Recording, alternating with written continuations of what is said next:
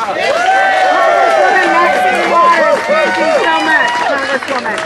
You keep doing that job in Washington on our behalf and on behalf of the people in Darfur. Rabbi Joshua Levine Grader has been the spiritual leader of the Reformed Synagogue Pasadena Jewish Temple and Center since 2003. Rabbi Levine Grader is a seasoned social justice leader who always mobilizes for important causes such as this one.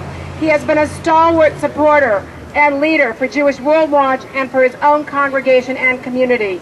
Rabbi Joshua Levine Grader.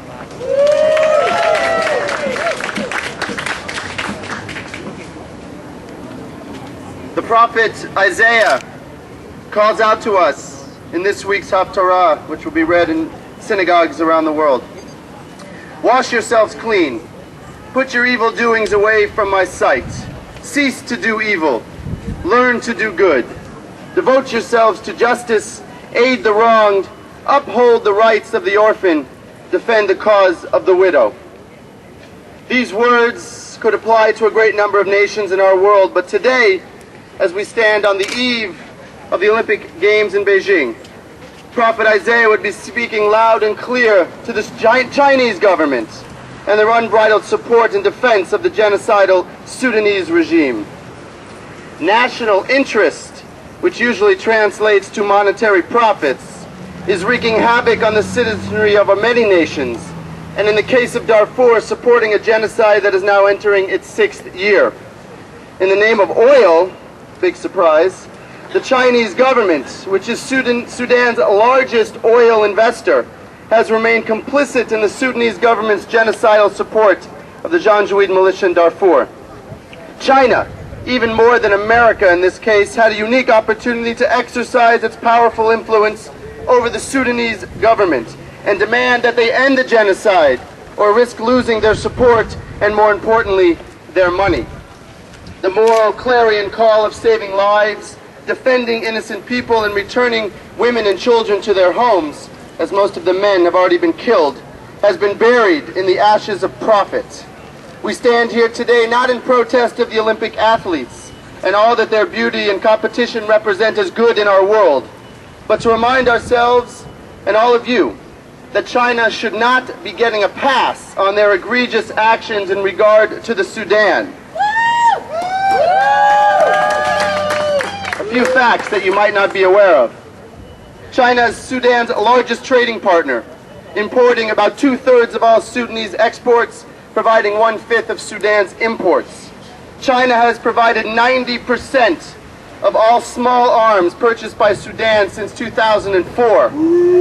These are weapons used by the Janjaweed militia in Darfur. China has consistently protected Sudan in the UN Security Council.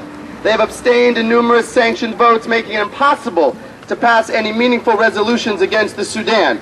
And my personal favorite, last year China provided the government of Sudan with a $12 million interest-free loan to build a new presidential palace and pledged to write off $80 million of Sudanese debt.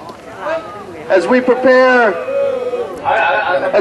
to spend the next several weeks cheering on our athletes in Beijing, how many more children will die in Darfur? As we watch billions of dollars worth of ads on NBC, how much money will be sent to protect the innocent women and children in refugee camps in Chad and Darfur? China had an opportunity to use its great power on the world stage to pressure the Sudanese government to end the genocide in the Darfur, and the world let them take a pass. Jewish World Watch believes that we should not be letting them off that easily. That's right. Yeah. Isaiah reminds us that the great power, the same power that we have to do evil, can be converted to do justice and righteousness. I ask you, in raising your voice, join me in calling for justice, so that the Olympic slogan, "One World, One Dream," is not just empty rhetoric. For with the genocide taking place on the Chinese dime, that is precisely what this slogan is. We owe the people of Darfur, we owe our world more than an empty slogan. Many years ago, Rabbi Heschel said that in a free society, some people are guilty, all people are responsible. In this case, China is both. Let's call them to action. Thank you for being here, and shalom. Thank you, Rabbi Levine Grader. In addition to the horrors of the Jewish genocide under Hitler, the Armenian community has suffered a terrible loss last century, almost 100 years ago. 1.5 million Armenians were slaughtered. We have here today Mr. Hovsep